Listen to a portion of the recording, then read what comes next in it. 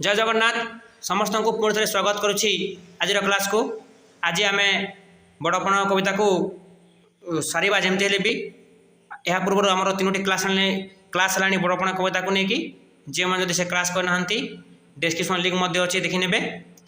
एवं जो नुआ वर्जन करते चैनल को सब्सक्राइब करने चलतु आरंभ करवा आज क्लास को। आज जमती हेले बड़पण कविता सारिबा। नीति बेल बुझी छामुरे हाजर हेबा विधि ताकू नाहीटी गोचर। जो समय कथा कहला जो जम कथा जम बहुत निष्ठुर से बड़ विश्वासी से ना जाने पाचिला ना जाने कंचा से केते बेले मध्य आसीपारे हठात आसिक आचंबित आसिक हाबुड़ी नहीं जीव। तेणु जो व्यक्ति मैंने गर्व कर हसती जे मृत्यु बहुत दूर अच्छी किंतु से हसिया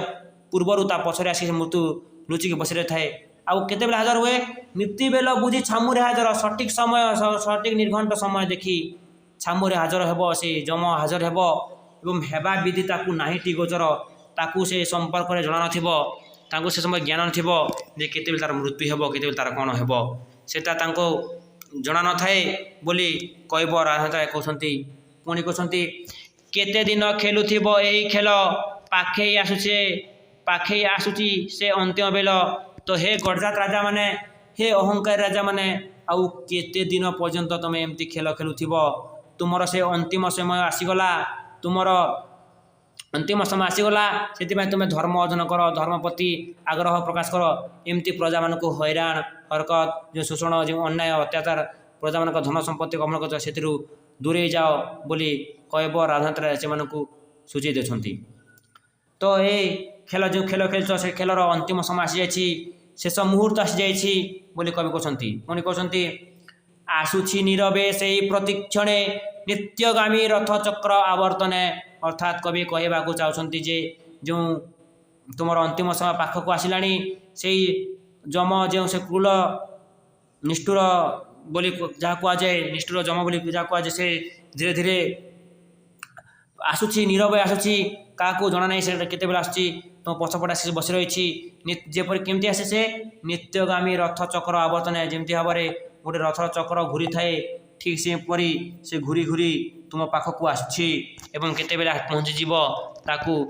तुमको मत जना पड़ो ना बोली कवि कहते आउ सूर्य जाए तले जेते गड़ी तुम्भ माया जाए छाया परी बढ़ी। अर्थात आउ सूर्य कहले सूर्य जमती भाव में जेते जेते आग को बढ़ी थाए सेते सेते छाया मध्य वृद्धि पाई थाए वृक्ष मानकर समस्त छाया वृद्धि जेते जेते सूर्य उदय हवा ठारू अस्त होगा पर्यंत जेते दूर को आग गति कर सेते तार छाया माने अन्य मान छाया वृद्धि पाउथिबो। ठीक से परी जेते आयु सूर्य आयु रूपक सूर्य अर्थात आयु जेते परिमाण में वृद्धि पाउछि सेते सेते तुम माया तुम गर्व सेते सेते बढ़ी जाउछि। जेपरी भाव में सूर्य धीरे धीरे आगू गति कला बेले जेपरी भाव में छाया मानकर वृद्धि पाई थाए ठीक सेपरी तुम आयु जेते जेते बढ़ी जाउछि सेते से तुम मोह माया गर्व में लिप्त रोच। वर्तमान तुम अंतिम समय आसी आउ सेते गर्व अहंकार लिप्त रहना बोली से कवि कहते माया चेर तले भेदिब जेतिकी अंतक रगड़े झिंकिब तेतिकी। अर्थात तुम माया तुम गर्व तुम मोह जेते भी बढ़ुना कहीं जेते भेदिब जेते अधिक हेब सेते तुम कौन कर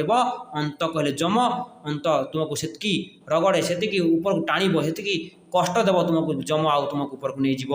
बोली कहब राधा कहते पुणी से कहते से कठिन झिंका झिंकुरु निस्तार लाभ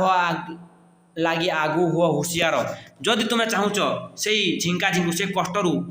जदि तुम जदि कटिया चाहूच ताहले तुम सुधरी जाओ हुशियार हो जाओ सतर्क हो जाओ आउ प्रजा मान से कष्ट दियो ना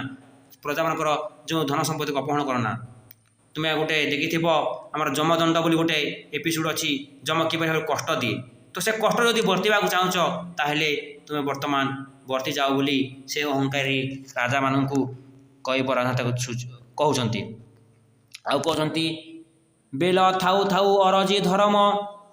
जन्म अनुरूपे देखाओ कर्म। बेल थाऊ थाऊ वर्तमान आउ तुम समय मध्य नहीं कम समय रही तो यही कम समय मध्य भी तुम्हें धर्म अर्जन कर तुम वर्तमान वृद्ध बयस प्राप्त हेल एवं ए समय तुम्हें धर्म अर्जन करने कथा जन्म अनुरूपे देखाओ कर्म जो तुम जो वंशर जन्मग्रहण कौच जो केशरी वंश जो गंग वंश जो सूर्य वंशर तुम संतान संतति से माने प्रतिष्ठा केते विशाल थिला तांको कर्म केते उच्च थिला से तुम मध्य एबे से समय आसी से जन्म रूपे से तुम जो वंशरे जो कुल जात होइछ से पास तुम कर्म करि चलो आउ एमती प्रजा मानकु अन्याय अत्याचार करनी तुम पूर्व पुरुष एमती अन्याय अत्याचार करनथिले तो तुम काहे एमती करूछ बोली कहब राणा कहउछंती जन्म फले भवे बड़पण पाई धर्म फले ताकू कर चिरस्थायी अर्थात जन्मे फले भवे बड़पण पाई अर्थात जो वंशरे तुम जन्म होच से वंश बहुत प्रतिष्ठा अर्जन करछि बहुत सम्मान अर्जन करछि सेतिपाई से जन्म से वंश जन्मग्रहण करी तुम आज बड़पण पाइच श्रेष्ठता होइच किंतु तुमे भूल बाट जाउछ एबे तुमको धर्म फल अर्जन करबा को हेबो आउ चिरस्थायी हेबो तुमर सम्मान मध्य चिरस्थायी हेबा को हेबो आज आमे महात्मा गांधी को काहे कि सदा सर्वदा मन रखिछु कारण से धर्म माने भल काम कर देश देश को स्वाधीन आनी से तुम मैंने धर्म फल अर्जन कर आउ निजक चिरस्थायी भाव में ना को ये रख तुम पूर्व पुरुष मैंने से धर्म फल अर्जन करते बोली आज से चिरस्थायी कर बंचुंट ना आज भी पार्टी धरा जाए से कहते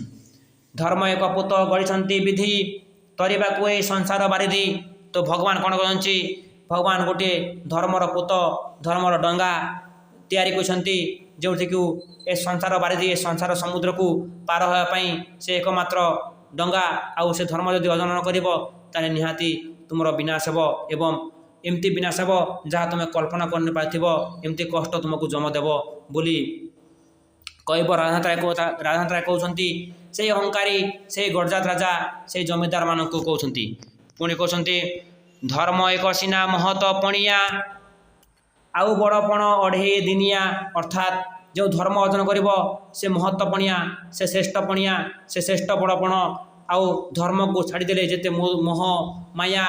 जो अच्छी लालसा धनर लालसा सेटा अढ़े दिनिया आज अछ काली कि नथिबो तुम मैंने किंतु जो धर्म अर्जन कर चिरस्थायी तुमको स्वर्ग को गले मध्य से धर्मर अनुरूप फल मिल बोली कविवर राणा राय से कथा से कहते बड़पण भाई एकासीना से छड़ाई केही जे छड़ाई केही जा न पारई नहीं बड़पण गोटे एमती एक जिनिस भाई जे बड़पण आउ गोटे विद्या ये दुईटी एमती एक जिनिस किए मध्य छड़े नहीं पारे नहीं तुम जेते धर्म अर्जन कर तुम जीवन पाई सेते भल तुम जिते विद्या अर्जन कर तुम भल विद्या को एवं धर्म को कहीं मध्य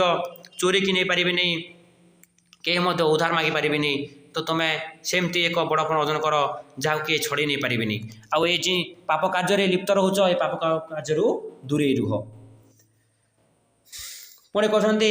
बड़पण से अंते सुधाजार सौरभे चोहटू थाए ये संसार तो बड़पण हूँ एमती एक जिनिस जार हृदय थाले हृदय जदि से बड़पण पणिया अच्छी से श्रेष्ठपण अच्छी ताहले संसार रे सौरभ चहटू थी से जो ठेकु जाऊना कहीं तार प्रशंसा हेब प्रशंसा मिल एवं अंते सुधा अर्थात से मृत्युवरण कलापर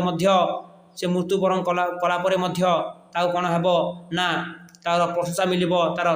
ए संसार तार सौरभ बासी उठुव बोली कहब राणा राय से कथा कहते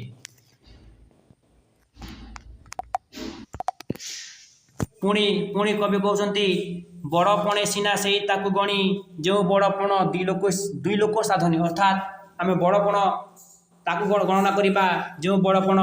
स्वर्ग लोकरे एवं मर्त लोकरे दुई लोक साधनी अर्थात दुईटी लोकरे मर्त लोकरे एवं स्वर्ग लोकरे प्रशंसा पाइब दुईटी लोकर से प्रशंसा पाई साउंटिब से आम ताकू बड़पण बोली कहवा बोली कहब राधा से कथा कहते पुणी से कहते से सीना बड़पण जही लगी अंतकर वज्रदंत जाए भांगी अर्थात एमती एक बड़पण अर्जन कर एमती धर्म अर्जन कर जे अंतकर जो वज्रदंत अच्छी जे से समस्त को कष्ट देव ऊपर को लेकिन नाना अत्याचार कर जम करे तो से जे अंतकर से जमर वज्रदंत भांगी एमती एक धर्म अर्जन कर एमती बड़पण अर्जन कर बोली कहबर राहत राय से आधुनिक बा गडरात राजा मानक से कथा से कहते से बड़पण बोलाओ मत कि काल न पारिब पशी जा कतिकी अर्थात एमती एक बड़पण ସାଉଁଟିବ ନିଜ ମନରେ ବା ନିଜ ହୃଦୟରେ ଅର୍ଜନ କର ଯେ କାଲ ମଧ୍ୟ ତାକୁ ଚିହ୍ନି ପାରିବ ନାହିଁ, କାଲ ମଧ୍ୟ ପଶି ପାରିବନି, ସେ ଛୁଇଁ ପାରିବନି ତାକୁ ବୋଲି ସେ କଥା ସେ କହୁଛନ୍ତି। ଆଉ କହୁଛନ୍ତି ହେଲା କର ନାହିଁ ପାଇଁ ଏ ସୁବିଧା ଲହିବାକୁ ସେଇ ବଡ଼ପଣ ନିଦା। ଅର୍ଥାତ୍ ତୁମେ ଯଦି ଏପରି ସୁବିଧା ପାଇବାକୁ ଚାହୁଁଛ, ଯମର ବଜ୍ରଦନ୍ତ ଭାଙ୍ଗିବାକୁ ଚାହୁଁଛ, ଯମ ତୁମକୁ ଛୁଇଁ ନ ପାରିବା କଥା ଚାହୁଁଛ, ତାହେଲେ ଏ ସୁବିଧାରୁ ହେଳା ନ କର, ତୁମେ ସେ ବଡ଼ପଣ ଅର୍ଜନ କର, ସେ ଧର୍ମ ଅର୍ଜନ କର ବୋଲି କବି କହୁଛନ୍ତି। ପୁଣି କବି କହୁଛନ୍ତି ସଂସାରର ତକସାର ବଡ଼ପଣ ଲାଲସାରୁ ନିଅ ବାହୁଡ଼ାଇ ମନ। ଏବଂ ଯେଉଁ ସଂସାରରେ ଯେଉଁ ବଡ଼ପଣ ଅଛି ତାହା ହେଉଛି ତକସାର। ତକସାର କହିଲେ ମୂଲ୍ୟହୀନ। ଅର୍ଥାତ୍ ଏ ସଂସାରରେ ଯେଉଁ ମୋହ, ମାୟା, ଗର୍ବ, ଅହଙ୍କାର ଯେଉଁ ବଡ଼ପଣ ଅଛି, ଆଉ ଯେଉଁ ବଡ଼ପଣକୁ ତୁମେ ନିଜର କରି ନେଇଛ, ସେହି ବଡ଼ପଣ ଲାଲସାରୁ ନିଅ ବାହୁଡ଼ାଇ ମନ। ଅର୍ଥାତ୍ ସେହି ମୋହ, ମାୟା, ଗର୍ବ, ଅହଙ୍କାରରୁ ତୁମ ନିଜ ମନକୁ ସେଠାରୁ ଦୂରେଇ ନିଅ। ଆଉ ସେହି ବଡ଼ପଣ ହେଉଛି ତକସାର, ସେହି ବଡ଼ପଣ ହେଉଛି ମୂଲ୍ୟହୀନ। ଉଦାସୀନ ନେତ୍ରେ ଦୁନିଆର ମାନ ଦେଖି କର ମନ ଧର୍ମେ ଏକତାନ। ଉଦାସୀନ ନେତ୍ରେ ଦୁନିଆର ମାନ ଦେଖି କର ମନ ଧର୍ମ ଏକତାନ। ଅର୍ଥାତ୍ ଏ ଦୁନିଆକୁ ତୁମେ ଉଦାସୀନ ନେତ୍ରରେ ଦେଖ, ଏ ଦୁନିଆକୁ ସରଳ ଭାବରେ ଦେଖ। ଗର୍ବ କର ନାହିଁ, ଯେଉଁ ଗର୍ବ କରୁଛ ମୁଁ ହିଁ ରାଜା, ମୁଁ ହିଁ ସବୁ କିଛି ବୋଲି ଭାବୁଛ, ଏହି ଗର୍ବରୁ ଦୂରେଇ ଯାଅ। ଉଦାସୀନ ଭାବରେ ଦୁନିଆକୁ ଦେଖ, ଆଉ ଦେଖିକର ମନ ଧର୍ମେ ଏକତାନ। ଅର୍ଥାତ୍ ଏ ଦୁନିଆକୁ ଧର୍ମ ନଜରରେ ଦେଖ। ଯେଉଁପରି ଭାବରେ ତୁମେ ପାପ କରି ଚାଲିଛ, ସେ ପାପରୁ ଦୂରେଇ ଯାଅ। ବର୍ତ୍ତମାନ ତୁମର ଅନ୍ତ୍ୟ ବେଳ ଆସିଯାଇଛି। ହେ ଗର୍ବୀ ରାଜାମାନେ, ହେ ଅହଙ୍କାରୀ ରାଜାମାନେ, ତୁମେ ସେଠାରୁ ଦୂରେଇ ଯାଅ। ଆଉ ଦୁନିଆକୁ ଉଦାସୀନ ନେତ୍ର ଦେଖିକି ଧର୍ମରେ ନିଜ ମନକୁ ଦିଅ, ଧର୍ମ ପ୍ରତି ନିଜ ମନକୁ ବୋଲାଅ ବୋଲି କୈବର ରାହାତ ରାୟ ସେଇ ଅହଙ୍କାରୀ ରାଜାମାନଙ୍କୁ କହୁଛନ୍ତି। ରାଜଧର୍ମେ ଆତ୍ମତତ୍ତ୍ୱେ ଦେଇମତି ଉଚ୍ଚ ହୋଇ ଲଭ ଉଚ୍ଚତର ଗତି। ଅର୍ଥାତ୍ କବି କହିବାକୁ ଚାହୁଁଛନ୍ତି ଯେ ରାଜଧର୍ମେ ଆତ୍ମତତ୍ତ୍ୱ ଦେଇମତି, ଅର୍ଥାତ୍ ନିଜ ମନକୁ, ନିଜ କାର୍ଯ୍ୟ ପ୍ରଣାଳୀକୁ ରାଜଧର୍ମରେ ପରିଣତ କର। ରାଜଧର୍ମ ହେଉଛି ପ୍ରଜାମାନଙ୍କର ଦୁଃଖରେ ଦୁଃଖୀ ହେବା, ସୁଖରେ ସୁଖୀ ହେବା, ପ୍ରଜାମାନ ଅସୁବିଧା ଥିଲେ ସୁବିଧା ଯୋଗାଇ ଦେବା ହେଉଛି ରାଜଧର୍ମ। ସେଇ ରାଜଧର୍ମ ପ୍ରତି ନିଜ ମନକୁ ବୋଲାଅ, ନିଜ ମନକୁ ସେ ପ୍ରତିରେ ଦୃଷ୍ଟି ଦିଅ ଏବଂ ଉଚ୍ଚ ହୋଇ ଲଭ ଉଚ୍ଚତର ଗତି। ଅର୍ଥାତ୍ ତୁମେ ଯେଉଁ ଉଚ୍ଚ ସିଂହାସନରେ ବସିଛ, ଉଚ୍ଚ ସିଂହାସନରେ ବସିକରି ଯେଉଁ ଶାସନ କରୁଛ, ଠିକ୍ ସେପରି ଉଚ୍ଚ ପରି ସମ୍ମାନ ଦିଅ। ପ୍ରଜାମାନଙ୍କୁ ତାଙ୍କ ଅସୁବିଧା ସାହାଯ୍ୟ କର, ସେମାନଙ୍କୁ ଆଉ ଅକାରଣରେ ଏମିତି କଷ୍ଟ ଦିଅନି ବୋଲି ଯେଉଁ ତୁମେ ରାଜଧର୍ମ ପାଳନ କରିବା କଥା ସେ ରାଜଧର୍ମ ପାଳନ କର। ଏବଂ ଯେଉଁ ଉଚ୍ଚ ସିଂହାସନରେ ବସିକରି ଉଚ୍ଚ ପରି ମନୋଭାବ ରଖ, ଏମିତି ନିଚ ମନୋଭାବ ରଖନି। ପ୍ରଜାମାନଙ୍କୁ ଏମିତି ଅନ୍ୟାୟ ଅତ୍ୟାଚାର କରନି, ଏଇଟା ହେଉଛି ନିଚ ବ୍ୟବହାର। ଏମିତି ନିଚ ବ୍ୟବହାର କରନି। ପ୍ରଜାମାନଙ୍କ ସୁଖରେ ସୁଖୀ ହୁଅ, ଦୁଃଖରେ ଦୁଃଖୀ ହୁଅ। ଯେପରି ଭାବରେ ତୁମ ପୂର୍ବପୁରୁଷମାନେ ସେ ଏ ରାଜ୍ୟକୁ ଗୋଟେ ପରିବାର ଭାବୁଥିଲେ, ସେପରି ମନୋଭାବ ଦେଖାଅ ତୁମମାନେ ମଧ୍ୟ। ଆଉ ତୁମର ଯେଉଁ ଅନ୍ତ୍ୟ ବେଳ ଅଛି, ଏ ଧର୍ମ ପ୍ରତି ଦୃଷ୍ଟି ଦିଅ ବୋଲି କୈବର ରାହାତରେ ସେ କଥା ସେ କହୁଛନ୍ତି। ଏତିକିରେ ଆମର এই ବଡ଼ପଣ କବିତାଟି ସମାପ୍ତ ହୋଇଛି। ପରବର୍ତ୍ତୀ କ୍ଲାସ୍ରେ ଆମେ ଅନ୍ୟାନ୍ୟ ଚାପ୍ଟର ସମ୍ପର୍କରେ ଆଲୋଚନା କରିବା। ତେଣୁକରି ଯେଉଁମାନେ ଏ ଚ୍ୟାନେଲକୁ ସବସ୍କ୍ରାଇବ୍ କରିନାହାନ୍ତି, ସବସ୍କ୍ରାଇବ୍ କରିନେବେ ଏବଂ ନିଜ ସାଙ୍ଗସାଥିକୁ ମଧ୍ୟ ସେୟାର କରିଦେବେ। ଧନ୍ୟବାଦ। ଜୟ ଜଗନ୍ନାଥ।